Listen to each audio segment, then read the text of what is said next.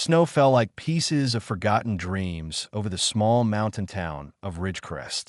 The streets had emptied hours ago when the weather station warned everyone to stay inside. Shops closed early.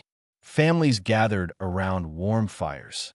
The whole world seemed to hide from the bitter cold that swept down from the peaks, but not everyone had a place to hide. Under the old railway bridge at the edge of town, a man named Daniel Reed sat wrapped in 3 layers of torn blankets. He was 58 years old, though he looked much older. 7 years of living on the streets had carved deep lines into his face. His beard was long and gray, and his hands were rough from countless cold nights, just like this one. Daniel had once been a soldier. He had served his country for 20 years. He had a wife once and a small house with a garden. But life has a way of taking things away piece by piece. His wife died of cancer. His mind could not handle the grief. He lost his job, then his house, then his place in the world. Now he owned nothing but the clothes on his back and a small bag of belongings. Tonight, the wind howled like a wounded animal. Daniel pulled his blankets tighter and watched his breath turn to mist in the freezing air. He had saved a small piece of bread from yesterday, and he broke it in half. A stray cat had been visiting him for weeks now. She was thin and orange, with one missing ear. Daniel waited for her to appear. She came through the snow a few minutes later, meowing softly. Daniel smiled and held out the bread. The cat ate quickly, then curled up against his leg for warmth. He stroked her fur gently. "Cold night," he said to her, "but we will make it. We always do." The blizzard grew stronger as the hours passed. Daniel tried to sleep, but the cold made it difficult. He drifted in and out of strange dreams filled with lights and shadows. At some point during the night, he heard a sound that did not belong to the storm. That it was a heavy thud, followed by a scraping noise, like something large dragging itself across the snow. Daniel opened his eyes and looked out from under the bridge. The snow was falling so thick that he could barely see 20 feet ahead. But something was moving out there, something big. His first thought was that it must be a bear. Sometimes bears came down from the mountains in harsh winters. But this shape was wrong. It was too long, too angular, and it seemed to glow faintly, a soft blue light that pulsed like a dying heartbeat. The creature collapsed in the snow about 30 feet from the bridge. Daniel did not move at first. He was afraid, of course. Any sane person would be afraid. But then he heard something that changed everything. A voice spoke directly inside his mind. It was weak and filled with pain. "Please, help me." He shook his head, thinking the cold had finally driven him mad. But the voice came again, softer this time. "I know you can hear me. Please, I am dying." Daniel stood up slowly. The orange cat hissed and ran into the darkness. He walked through the snow toward the fallen shape, his heart pounding in his chest.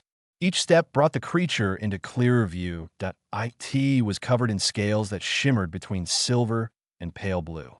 It had 4 legs, a long tail, and a pair of wings that lay broken against its sides. Its head was elegant and angular, with eyes that glowed like stars. It looked like a dragon from the old stories his grandmother used to tell him when he was a child. The dragon's body was covered in wounds, strange burns that glowed purple at the edges, as if the injuries existed in a place beyond normal sight. Blood that looked like liquid mercury dripped onto the snow. "What are you?" Daniel whispered. "I am called Aurelia," the voice said in his mind. "I am from very far away. I crashed here while running from hunters. I meant no harm to your world. Please, if you have any kindness in your heart, help me survive this night." Daniel looked at the wounded creature. Every logical part of his brain told him to run. This was not his problem. He had enough trouble keeping himself alive without adding a mythical beast to his worries. But then he saw the fear in those glowing eyes. It was the same fear he had seen in soldiers dying on foreign battlefields. The same fear he had seen in his wife's eyes during her final days. It was the fear of being alone at the end. Daniel Reed had lost everything in his life. His home, his family, his place in society. But he had never lost the one thing that made him human. He still knew how to care. "Come on," he said quietly. "I have a spot under the bridge. It is not much, but it is dry. I will help you." He grabbed the dragon's front leg and began to pull. Aurelia was heavy, far heavier than she looked. But Daniel was stubborn. He pulled and dragged and struggled through the snow until they reached the shelter of the bridge. He covered the dragon with his blankets and built a small fire from scraps of wood he had collected. The heat was weak, but it was something.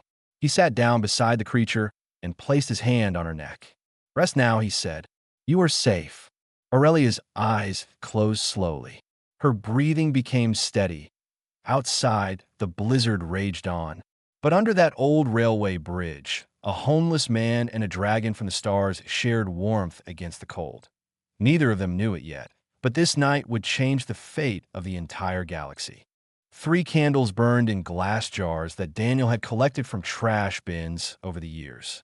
Their weak flames danced in the cold wind, casting long shadows across the stone walls of the railway bridge. The fire he had built was small, but it pushed back the worst of the winter chill. Aurelia lay curled against the far wall, her silver-blue scales reflecting the firelight like tiny mirrors. Her breathing was shallow, and her wounds still glowed with that strange purple light. Daniel had done what he could. He had cleaned the injuries with melted snow and wrapped them with strips torn from his spare shirt. It was not proper medical care, but it was all he had to offer. He sat beside her through the long hours of the night, feeding the fire and watching for any change. The storm outside showed no sign of stopping. Wind screamed through the valley like an angry spirit, and snow piled up at the edges of their shelter. Near dawn, Aurelia's eyes opened. They were the color of distant galaxies, swirling with light that seemed to come from somewhere far deeper than her body. "You stayed," she said, her voice appearing directly in his mind. "Where else would I go?" Dana replied. He offered her a small cup of water that he had warmed over the fire. "Drink this. You lost a lot of blood." The dragon lowered her head and drank slowly. When she finished, she looked at him with something close to wonder. "I have traveled across 1,000 star systems," Aurelia said. "I have seen wonders that would make your poets weep with joy. But never have I met a creature who gave warmth to a stranger without asking for something in return." Daniel shrugged. "You were hurt. You needed help. That is reason enough. On most worlds, that is not reason enough. On most worlds, beings like me are hunted for our scales, our blood, our essence. We are valuable commodities. We are not seen as living things worthy of compassion. Sounds like a cold universe out there, colder than you can imagine." Aurelia rested her head on her front legs and looked into the fire. The flames reflected in her eyes, mixing with the starlight that already lived there. "I owe you an explanation," she said. "You deserve to know what you have taken into your shelter." Daniel listened as Aurelia told him her story. She was a draconid, one of an ancient species that had sailed between stars for millions of years. Her people were scholars and keepers of history. They remembered things that other species had long forgotten. They carried the knowledge of civilizations that had risen and fallen before Earth's sun even existed. But the draconids had enemies. A species called the Void Collective had been hunting them for thousands of years. The Collective were beings of pure darkness, creatures that existed between dimensions. They fed on the life essence of other beings, and draconid essence was the most powerful fuel they had ever discovered. They attacked our convoy near the edge of this solar system, Aurelia explained. "My ship was damaged. I managed to escape into hyperspace, but the wounds I carry are from void weapons. They burn in ways that normal fire cannot heal." "Can you recover from them?" Daniel asked. "With time and rest, yes. Draconids are resilient, but the Void Hunters will not give up easily. They will track me here. They will come for me." Daniel felt a chill that had nothing to do with the cold. "How long do we have?" "Perhaps a day. Perhaps 2. Their sensors are not perfect, especially in a storm like this one. But they will find me eventually. Then you need to leave as soon as you can fly." Aurelia shook her head slowly. "I cannot fly yet. My wings are too damaged. It will be at least 3 days before I can lift myself from the ground." Daniel was quiet for a long moment. He thought about what this meant. Strange creatures from space were coming to this small mountain town. They were coming to hunt down a wounded dragon who had done nothing wrong except exist. And Daniel was the only thing standing between them. He should have been terrified.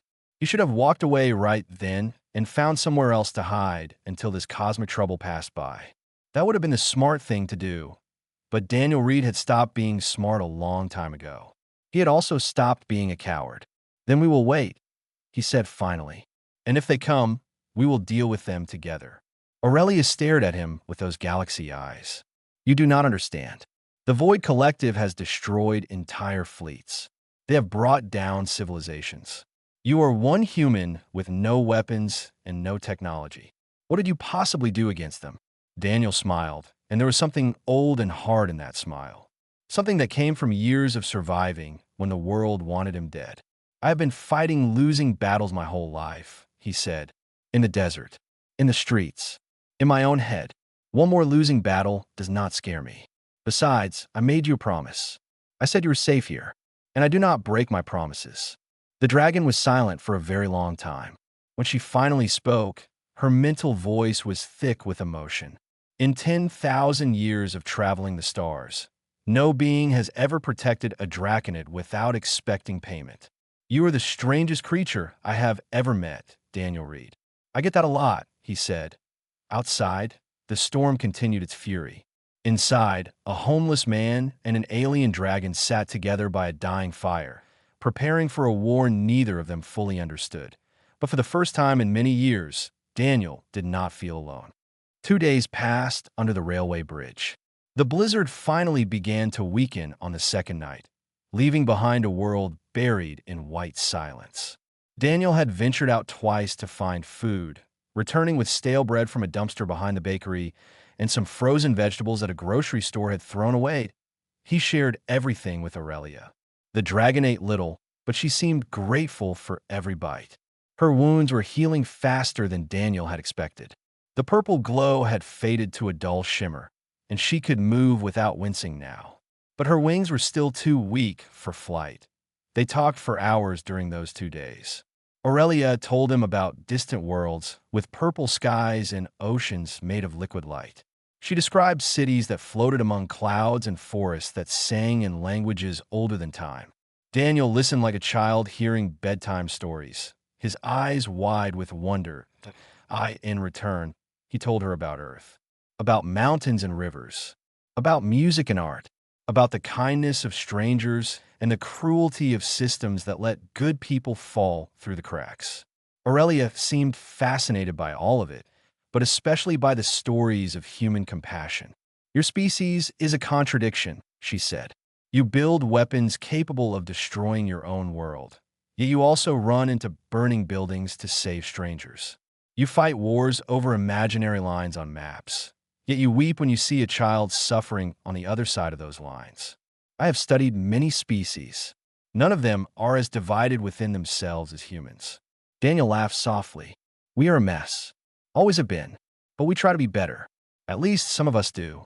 The conversation was interrupted by a sudden change in the air. Daniel felt it before he understood it.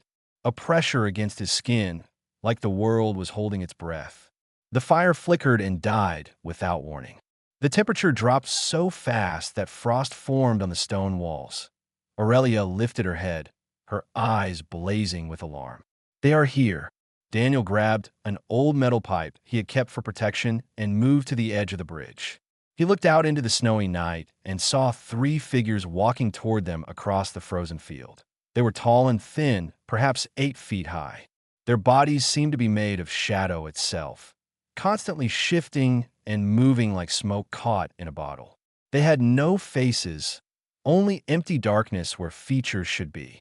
Cold radiated from them like heat from a furnace, but in reverse. They pulled warmth out of the world around them. The Void Collective had arrived.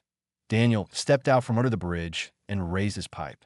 His heart was pounding so hard he could feel it in his throat, but his hands did not shake. He had faced death before. He would face it again. That is far enough, he said. The 3 hunters stopped about 20 feet away. One of them tilted its head, as if confused by the small creature blocking its path. Human, it said. The voice was like ice cracking in a frozen lake. You are interfering with collective business. Move aside. There is no business here.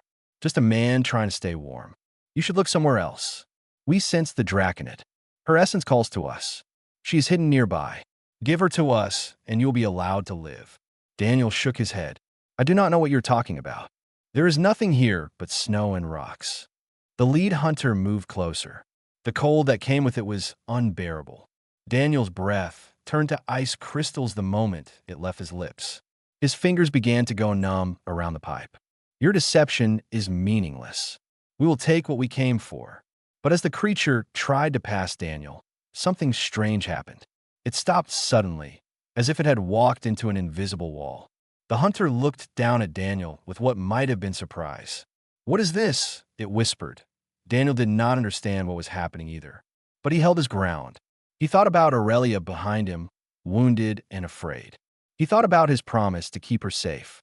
He thought about every person who had ever shown him kindness when he had nothing to offer in return. Heat began to build in his chest. Not physical heat, but something deeper.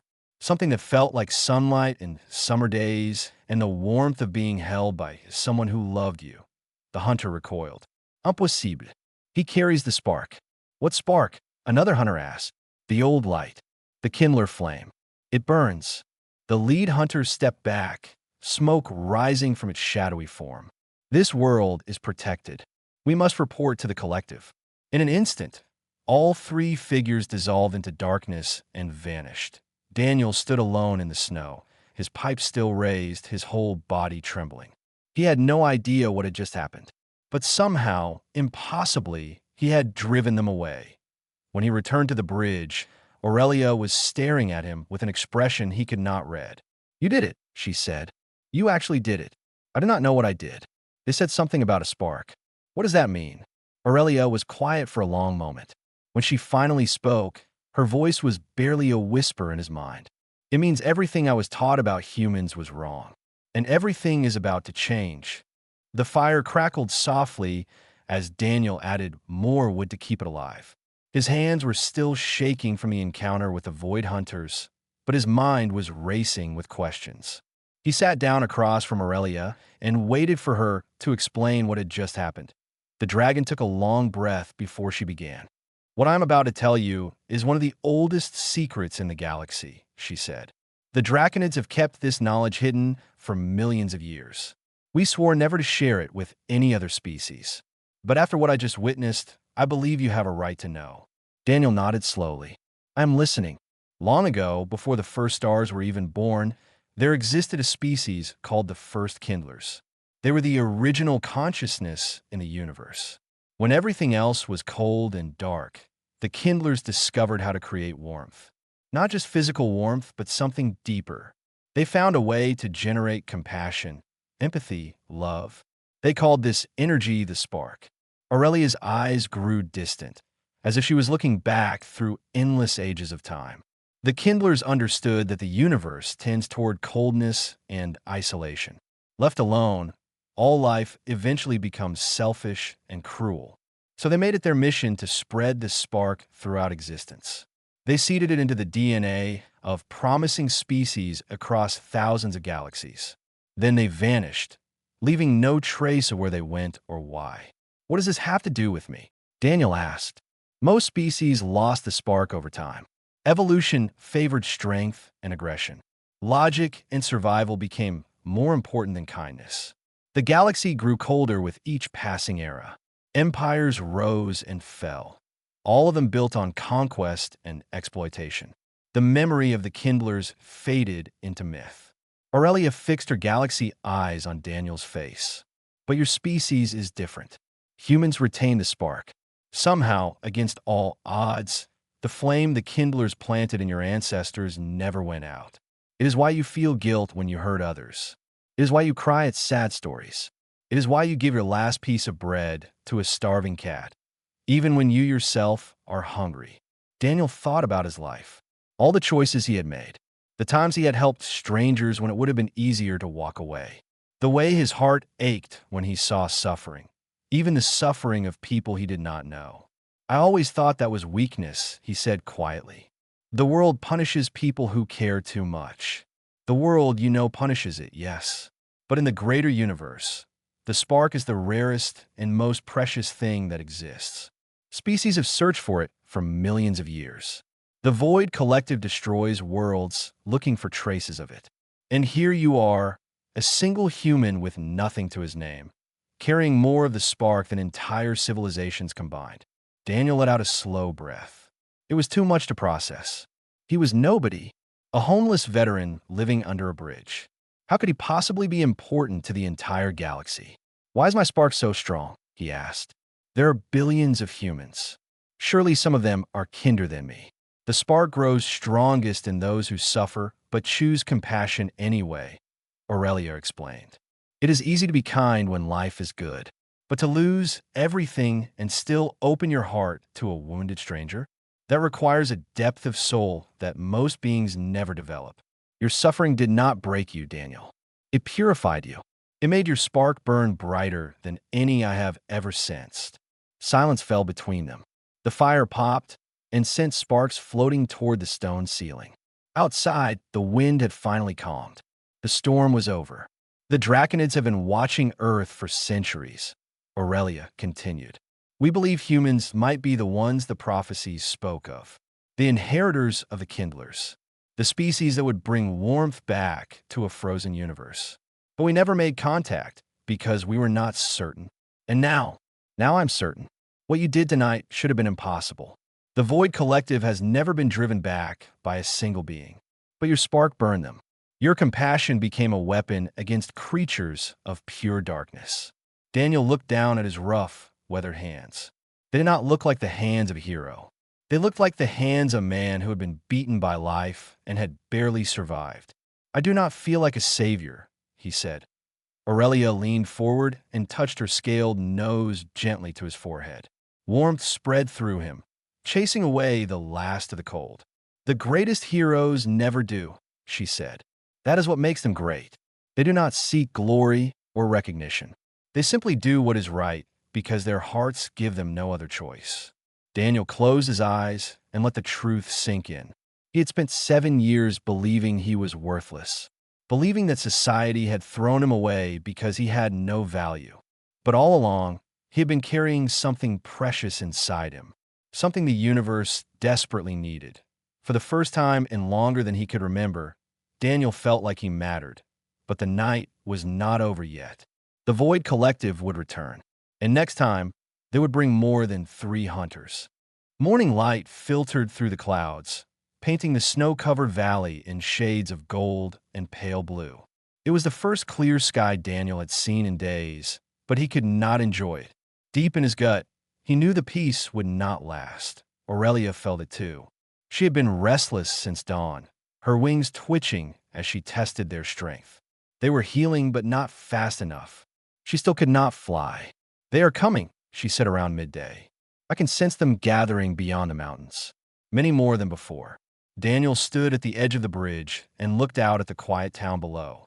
Smoke rose from chimneys. A few people walked along the main street, going about their normal lives. They had no idea what was approaching. How many, he asked. Dozens. Perhaps more. The collective does not tolerate failure. They will send enough hunters to overwhelm any resistance. Daniel thought about running. They could flee into the mountains and try to hide, but he knew it would only delay the inevitable. The Void would track Aurelia wherever she went, and if they came in force, they might destroy the whole town just to find her. Running was not the answer. We make our stand here, Daniel said. Right here, under this bridge. If I could push back 3 of them, maybe I can push back more. Aurelia looked at him with worried eyes. The spark is powerful, but you are still mortal. There is a limit to how much you can channel before it consumes you. Then I will push that limit as far as it goes. They waited as the sun crossed the sky.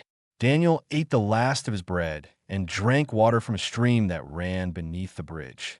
He thought about his life, all the good moments and all the bad ones. The faces of people he had loved and lost. The small kindnesses that had kept him alive when everything else had failed. The temperature began to drop as the afternoon faded. Shadows grew longer. And then, as the sun touched the western peaks, the Void Collective arrived. They came from every direction. Dozens of shadow figures emerging from the tree line, rising from the snow, stepping out of darkness itself. They surrounded the railway bridge in a perfect circle. Their empty faces turned toward Daniel and Aurelia. One of them stepped forward. It was larger than the others, nearly 10 feet tall, and the darkness around it was deeper, heavier. This was their leader. Human, it said in a voice like grinding glaciers. You have interfered with the collective twice now. We have come to correct that mistake. Surrender the Draconid, and your death will be painless. Daniel stepped out to face them. His metal pipe hung at his side, useless against such creatures. But he held himself straight and met the leader's empty gaze without flinching. I told your scouts the same thing, I will tell you. She is under my protection. You cannot have her. You are one being. We are legion. Your spark cannot burn us all. Maybe not, Daniel admitted. But I'm going to try. He closed his eyes and reached deep inside himself. He thought about the shelter worker named Grace who had given him a warm meal on his first homeless night. He thought about the little girl who had handed him a chocolate bar on Christmas Eve, her small face full of innocent kindness. He thought about his wife, the way she used to hold his hand during thunderstorms because she knew he was afraid of the noise. The spark ignited in his chest and spread outward like a sunrise. Warmth radiated from Daniel in waves. It was not physical heat, but something purer, something that touched the soul rather than the skin. The closest hunters screamed and staggered backward, smoke pouring from their shadowy forms. Impossible, the leader hissed. One human cannot contain this much light. But Daniel kept pushing. He remembered every act of kindness he had ever witnessed. Strangers helping strangers. Soldiers carrying wounded enemies to safety. Mothers sacrificing everything for their children. The spark grew brighter with each memory, fueled by the collective compassion of the entire human race. The circle of hunters began to collapse. One by one, they dissolved into nothingness, unable to withstand the warmth. The leader tried to advance, but the light drove it back. This world is protected, Daniel said. His voice was calm despite the power flowing through him. Not by weapons, not by technology, but by something you could never understand. By kindness, by love, by the simple belief that every life matters. He opened his eyes, and for a moment, they blazed like twin suns. Go back to your masters. Tell them what you found here. Tell them that Earth is a world of kindlers. And if they ever threaten us again, we will burn them out of existence. The leader stared at him for a long moment. Then, with a sound like tearing fabric, it vanished. The remaining hunters fled after it, disappearing into the shadows from which they had come. Daniel collapsed to his knees, exhausted. The spark faded, leaving him drained but alive. Behind him, Aurelia limped forward and curled around him protectively. You did it, she whispered. You actually did it. You drove back the entire collective. Daniel laughed weakly. Remind me never to do that again. But deep down, he knew this was only the beginning. 5 days after the battle, the sun rose over Ridgecrest in a sky so clear it seemed made of crystal. The snow had begun to melt, revealing patches of brown earth and sleeping grass. Spring was coming early this year, as if the land itself was celebrating what had happened. Under the railway bridge, Daniel sat beside a small fire, watching Aurelia test her wings. She stretched them wide, each one spanning nearly 30 feet. The membranes had healed completely, thin and strong as silk. She flapped them gently, stirring up dust and dried leaves.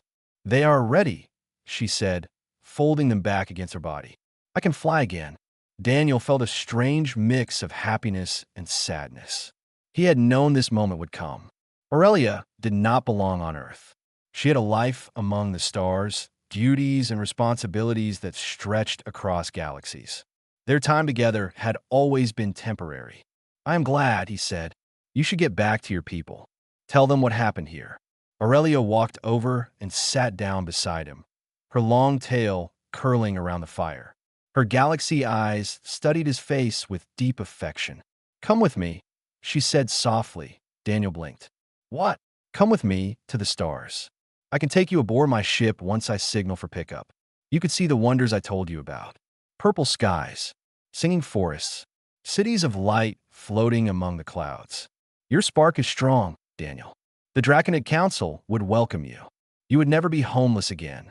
For a long moment, Daniel let himself imagine it. Flying through space on a dragon's back, walking on alien worlds, meeting species that humanity had never dreamed of. It was everything he had secretly wished for during those long, lonely nights under the bridge. But then he thought about the people of Ridgecrest, the shelter workers who never stopped trying to help, the baker who left day-old bread by the dumpster where he could find it, the children who waved at him even when their parents pulled them away. Ordinary people carrying their own small sparks, doing their best to make the world a little warmer. I cannot, Daniel said finally. I belong here. Aurelia tilted her head. You have nothing here. No home, no family, no place in society. Why would you stay? Daniel smiled, and this time it reached his eyes. Because this is where the work needs to be done. You said humans are the inheritors of the kindlers, that our compassion could heal a frozen universe. But how can we do that if we cannot even heal ourselves? He looked out at the town below, its small houses and quiet streets. There are others like me out there, people who have been forgotten, people who have been thrown away. But inside them, the spark still burns. I want to find them. I want to remind them that they matter, that their kindness is not weakness, that even when the world treats them like garbage, they are still carrying something precious. Aurelia was quiet for a long time. When she finally spoke, her mental voice was thick with emotion. You continue to surprise me, Daniel read. Any other being would have jumped at the chance to escape their suffering. But you choose to stay and face it, to make it better. That is the most human thing I have ever witnessed. She reached beneath her wing and carefully pulled loose a single scale. It was about the size of his palm, silver and blue, warm to the touch. She placed it in his hands. Keep this with you always, she said. It will never lose its warmth. When the nights grow cold and the world seems cruel, hold it and remember that somewhere in the stars, a dragon is thinking of you. Daniel clutched the scale to his chest. It pulsed with gentle heat like a second heartbeat. Thank you, he said, for everything. Aurelia pressed her forehead against his one last time. Then she stepped back and spread her magnificent wings. I will return, she promised, and I will tell the council what I found here. When humanity is ready to join the galactic community, the Draconids will be waiting to welcome you. She leaped into the sky with a powerful thrust, her wings catching the morning wind. Daniel watched her rise higher and higher until she was just a silver speck against the blue. Then a flash of light, and she was gone. He stood alone under the railway bridge, holding the warm scale against his heart. But he did not feel lonely anymore. Daniel gathered his few belongings and walked into town. The sun was warm on his face, and the streets were coming alive with morning activity. He passed a young woman struggling to carry heavy grocery bags through the melting snow. Without thinking, he stepped forward. Let me help you with those, he said. She looked at him with surprise at first, taking in his worn clothes and weathered face. But then she smiled. Thank you so much. I live just down the street. No problem, Daniel said, taking the bags. That is what we are here for, to help each other. As they walked together, Daniel felt the spark glow gently in his chest. One small act of kindness, one tiny flame passed from soul to soul. This was how you changed the universe. Not with weapons, not with technology, but with warmth shared freely, one person at a time. The galaxy's long winter was ending, and it started right here on a quiet street in a small mountain town with a homeless man carrying groceries for a stranger.